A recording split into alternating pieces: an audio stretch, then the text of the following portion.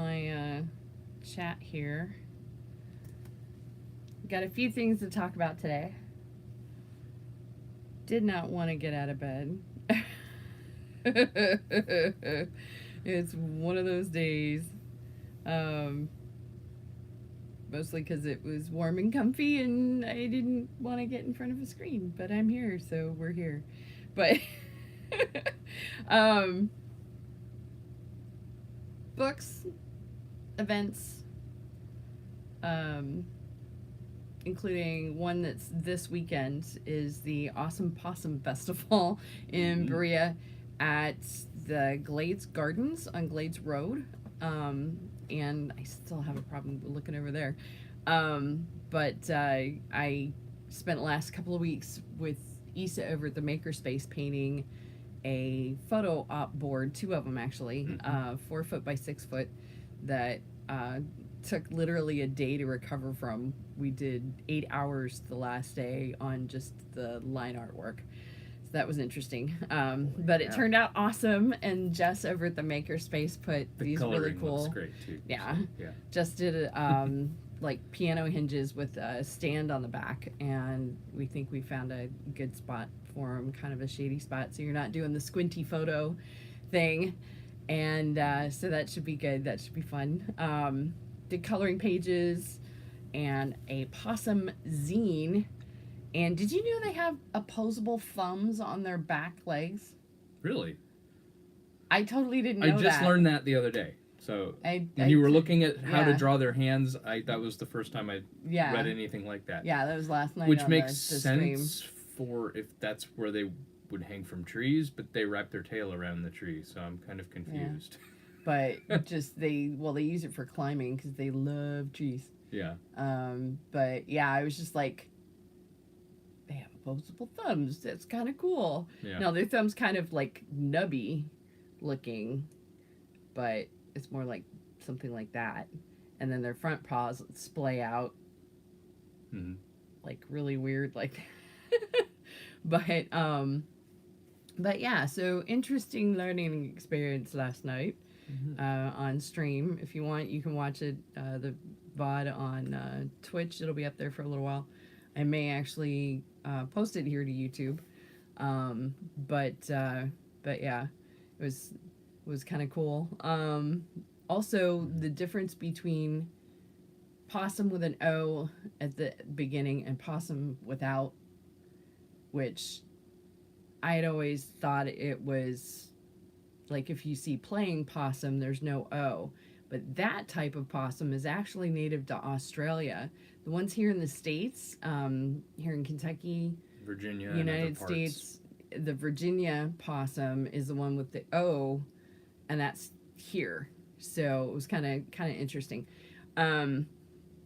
So interesting possum facts, not to mention the fact that they can eat 5,000 ticks in a season.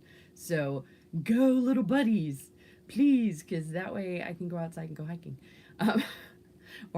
Or some representative walking out there, because I can't really hike anymore. Yeah, anywhere that you have ticks. Yeah. If you have possums, you have fewer ticks. So yeah.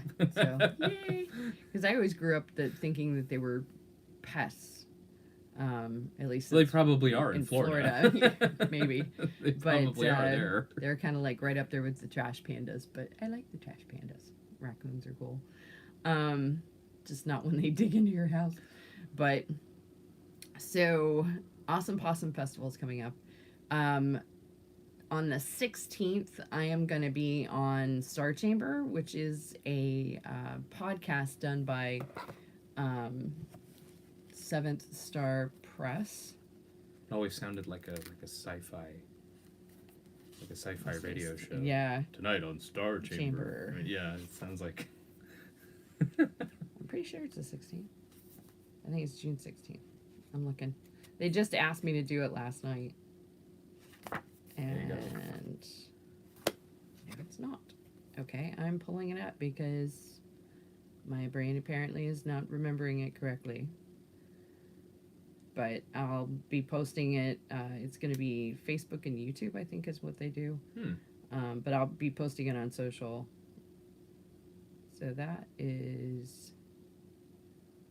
Dun, dun, dun. and I'm listed on the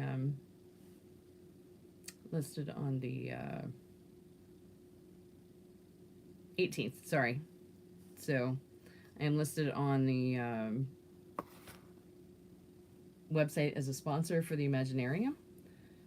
So all that is up now, and good things coming. Very excited to be able to do the Imaginarium in person this year.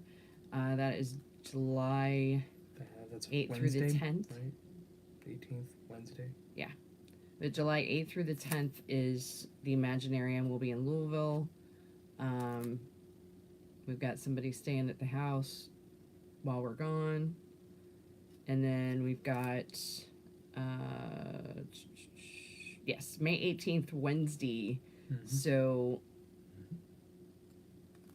next week on Wednesday, I'll be on Star Chamber. And I'll post about that on social. What else is going on? Two Crows Market. I'm hinting. The hint is out there. Two Crows Market. Of course, you know Two Crows is my daughter and I. But I will have more information on that, as well as Exposition, which is the Zine Fest. Been doing a lot of stuff with Pride. We're doing an event at a location here that we're trying to secure for Brea Arts Council, and there's a good chance I might be hanging a Pride exhibit. So that's going on right now. So we've got a lot of stuff in the works. But books. I had mentioned this book a couple of weeks ago when we went to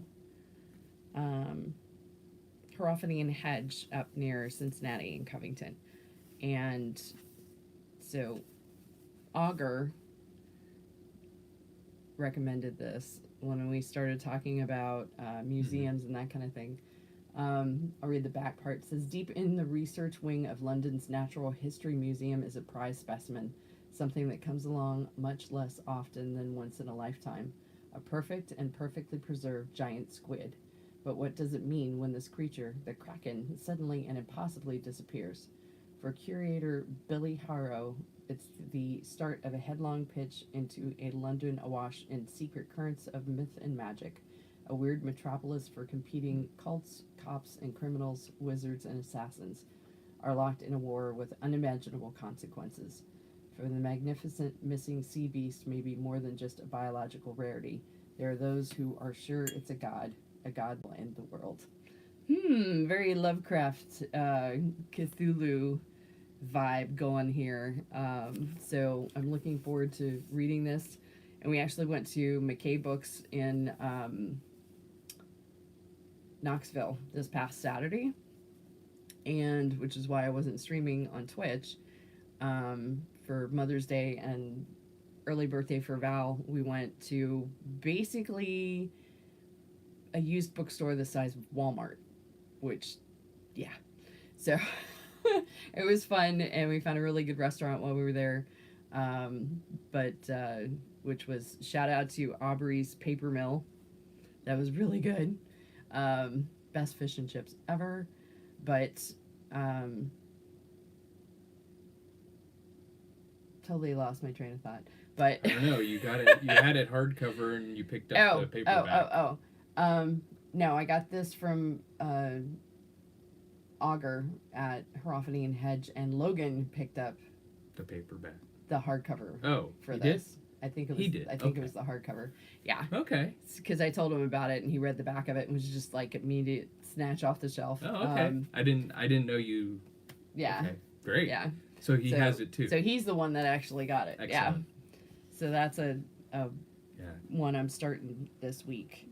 Sounds like something he might enjoy. Yeah. Mm-hmm. Anything Definitely. Lovecraft. Oh, yeah. He's a big Lovecraft fan. I picked this up. I had actually, when we first went to Hierophany and Hedge, I had picked this up and was going to get it and then put it back. My girlfriend Julia got it, and I was drooling over hers. I was just like, okay, I'm getting my own copy.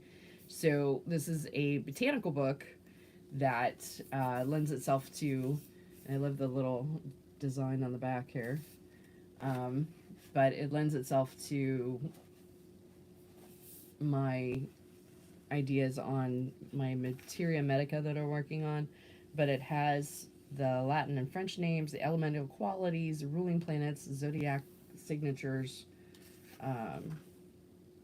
different metaphysical properties, and so it goes into a lot of different plants, and then there's a really cool index by element.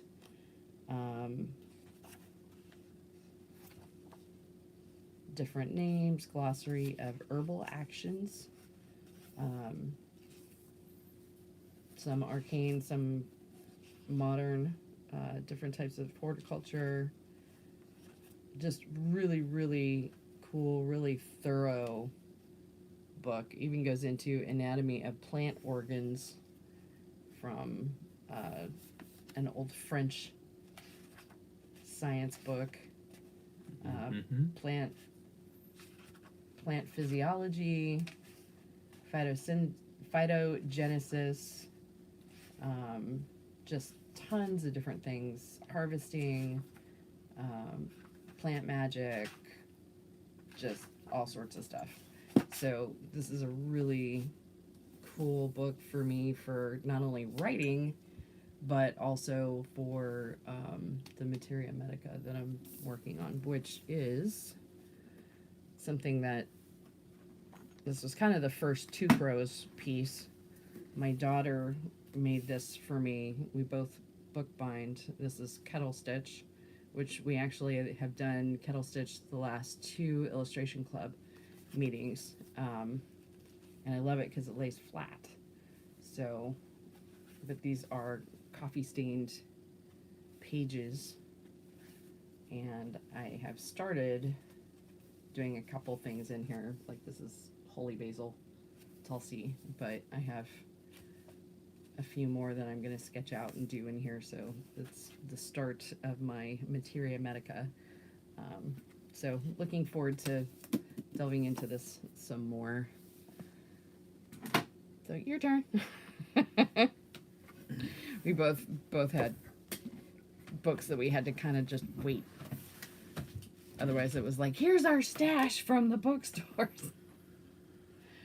Both of these are Roger Zelazny.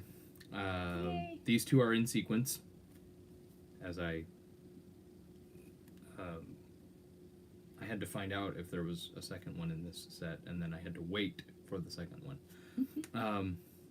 The first of these is Changeling. This came out many years ago, late 70s, I think, possibly early 80s. I'm not sure 100%. It's got some ex-library markings 81. and things. Yeah, okay. Yeah, so, first mass market edition. Yeah.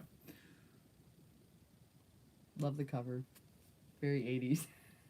Yeah.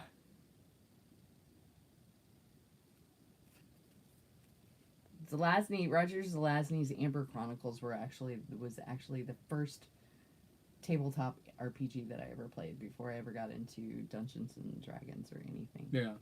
I have the Chronicles of Amber in there. That's that really big book. So if you want to read the other 9 books... Yeah, I read the first one. That's I hadn't what that read is. past it. Everything after Nine Lords in Amber, I think is the first book. Everything after that book is all in that book too. Cool. So because I've got the paperback in my paperback box. So this story is about an exile from a planet who comes to Earth, and then people from his planet come to get him later because he's like the child of the ruling lord, and he has magical powers. When he ends up back on their planet, he has many enemies who are wizards. He has very few friends. He has a thief friend and one other friend, and everybody else is these wizards who are coming after him, which actually expands the second book, which is Mad Wand. Mad Wand is a term that they use on his planet for an untrained wizard. So he goes back to his planet, and it's like Edgar Allan Poe and Dracula. Is this It's like Edgar Allan Poe versus Dracula. versus Dracula. So why do I want to write that now?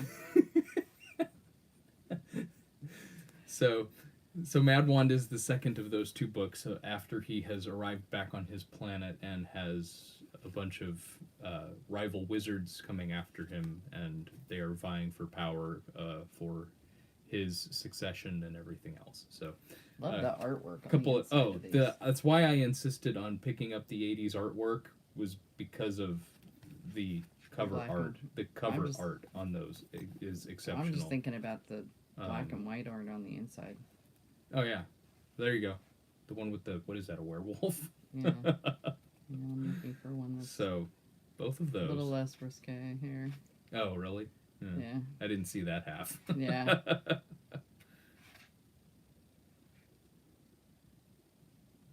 Not that I care, but I like how they did the ghost illustration on that. Yeah, I happened to cross that one at one point. I was like, ooh.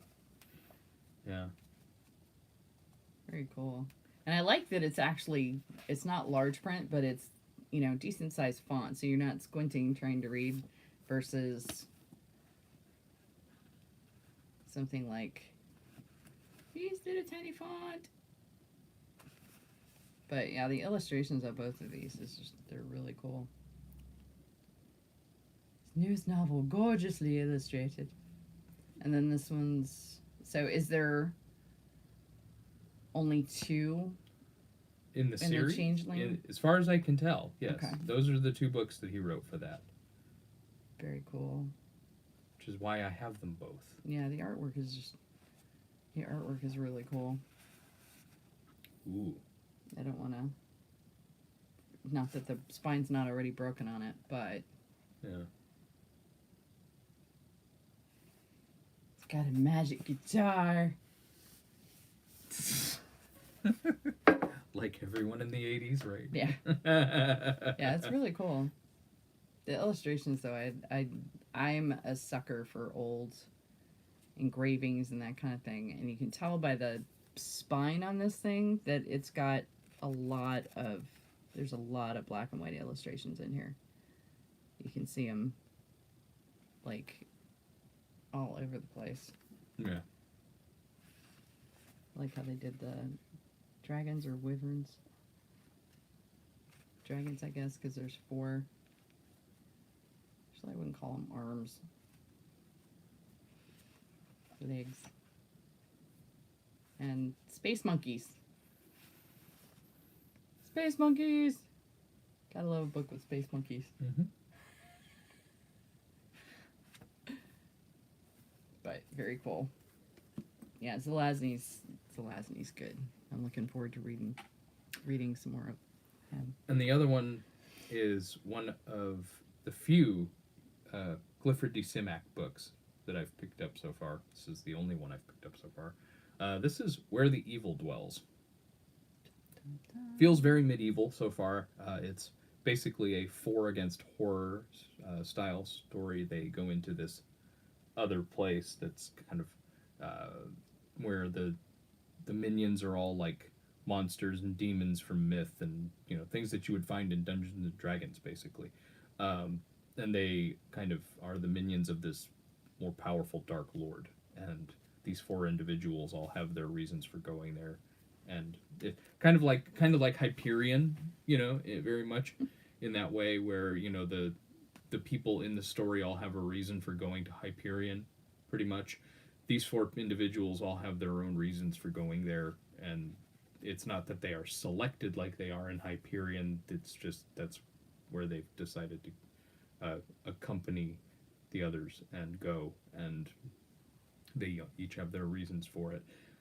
Hyperion reads a lot more like the Canterbury Tales. This seems to be structured a little bit differently, and it so far, what I've read so far, which is about 4 or 5 pages, reads very medieval, like more like something that you'd read written for Dungeons and Dragons or one of the campaign worlds for D&D so far. So it feels more like fantasy. I don't think it's sci-fi, but don't quote me on that because Simak writes a lot of sci-fi, including City and The Werewolf Principle and a bunch of other books. Yeah, and it's Del Rey. Yeah. So Yeah, published by Valentine Books, Yeah. 1983. The cover art is by Michael Whalen. I thought I recognized their work. It's early Michael Whalen. That's actually a later cover too. The earlier cover, there's But actually this big winged bat demon thing Yeah. flying right in front of the guy, and the guy's like waving his sword at him. It looks Well, this really cracks me up because the first thing I thought of is like the mirror and labyrinth gone wrong, where all the cute cuddly little Yeah. creatures, Yeah. you know, they're waiting for her to say something. Mm-hmm.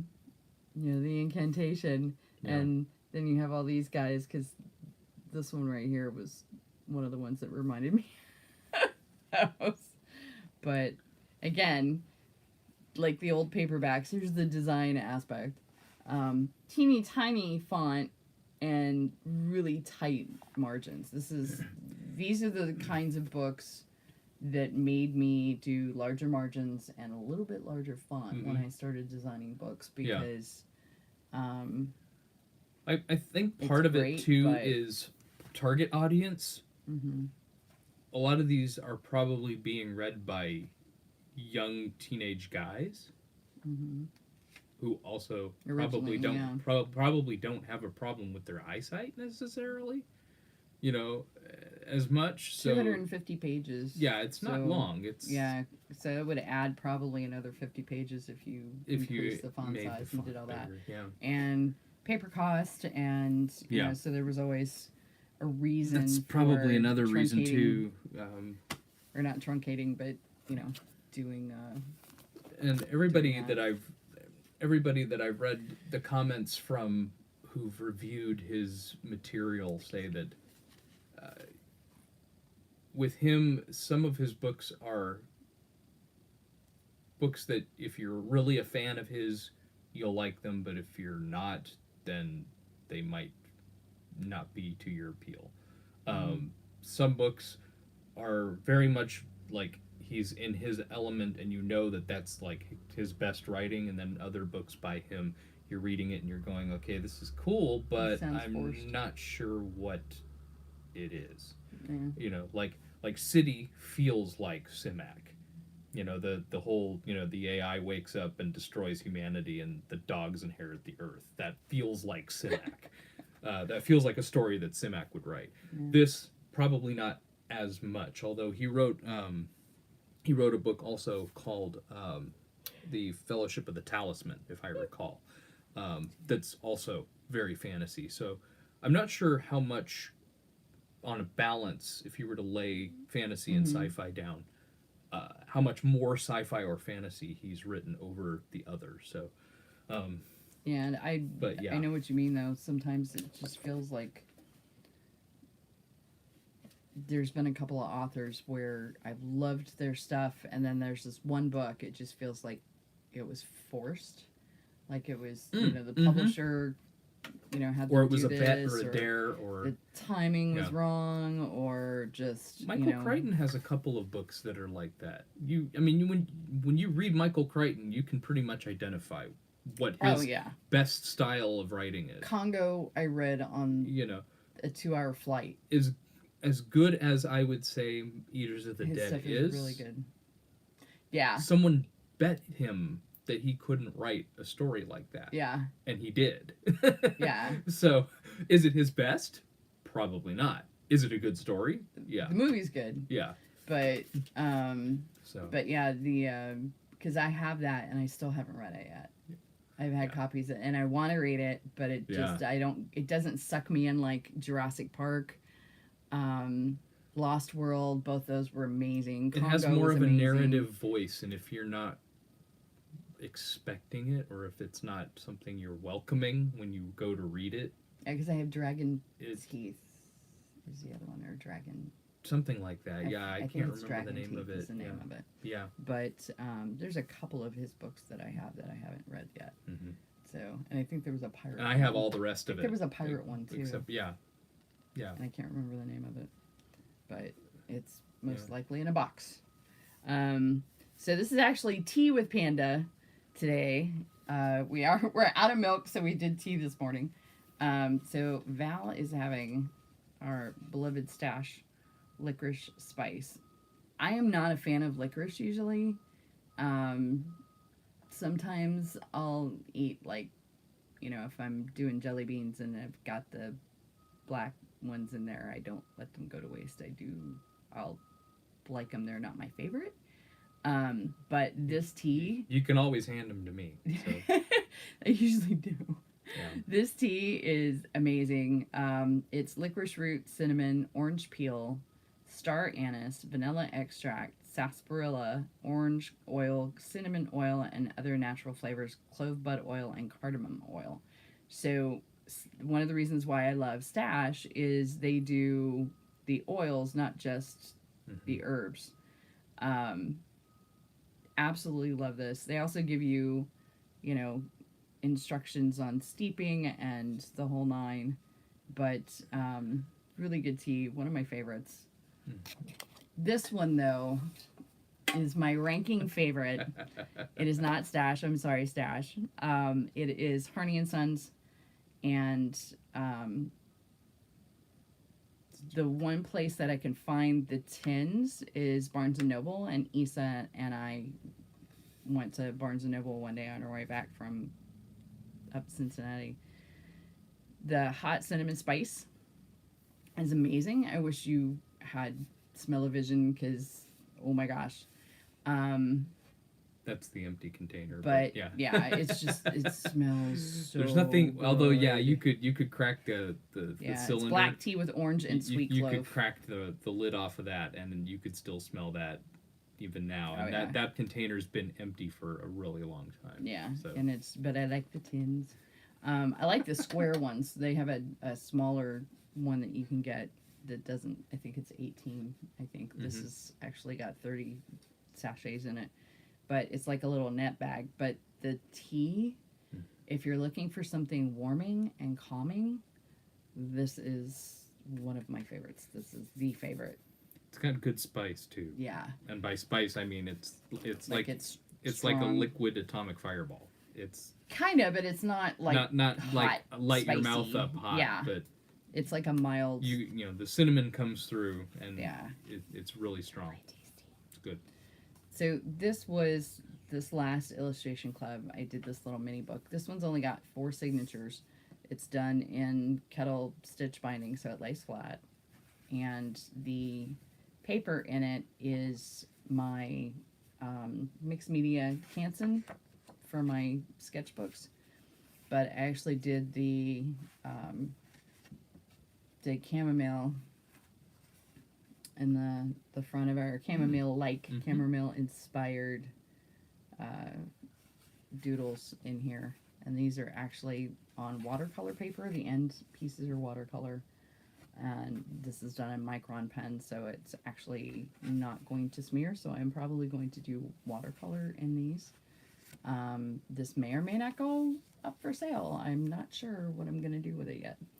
I actually like them without the covers so that you can see the binding on the edge. But I may cover this one. I'm not sure. I'm debating. But 4 signatures. By signature, you mean groupings of paper that have been bound together, right? Yeah. Okay. And then I get it. There's 3. I've never heard that term before, so 3 sheets, glad I each understand. 12 pages. So 12 times 4, 48. So there's pages. 48 pages. 48 sheets Of pages. Well, because it's different. Facings, yeah. Yeah. So right. that is a sheet, and that's 2 pages. Right. So that's the difference. And obviously backside, so there'd be 4 pages per sheet. But like I said, lace flat. So this is a good little sketchbook. So we'll see. Not sure what I'm gonna do with it yet. But keep an eye on Instagram, because if I do put it up for sale, it might be a... No, that was me. Okay. I say good morning. But I may put that up for something. So we'll see. But I had fun drawing these flowers. It's my newest obsession. And Issa and I, for her 21st birthday coming up, she wants to get matching tattoos with me. So we're doing stars. And then we're also doing chamomile, which her partner Josh calls chamomile. I don't know why, but it is now forever chamomile. So I'll have pictures I will post probably of that. Might live stream it, depending. Just for giggles. But we've got that coming up, and she's going to be moving, and so we have lots of stuff going on here lately. Like I said, event-wise, keep an eye out for Two Crows Market and exposition.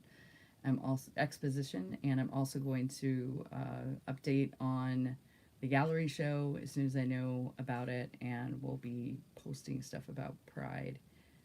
I'm the new festival chair, and I'm building their new website and all that. So it's gonna be fun. Lots of stuff going on. But thanks for hanging out with us. This is our 28th episode. I think we're gonna go to episode 33 and then evaluate whether or not we want to continue, if we want to move the time, or what's going on with that. It's been an interesting experiment, I certainly are not going to run out of books anytime soon.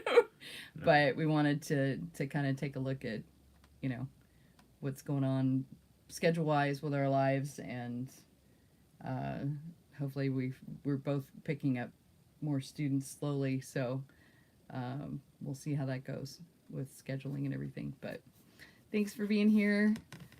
Wash your hands, wear your mask, stay safe, stay well, don't step in front of the bus.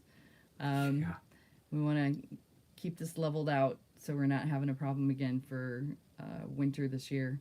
If winter ever comes, I have no idea what the weather's going to be. It's been cool and comfortable.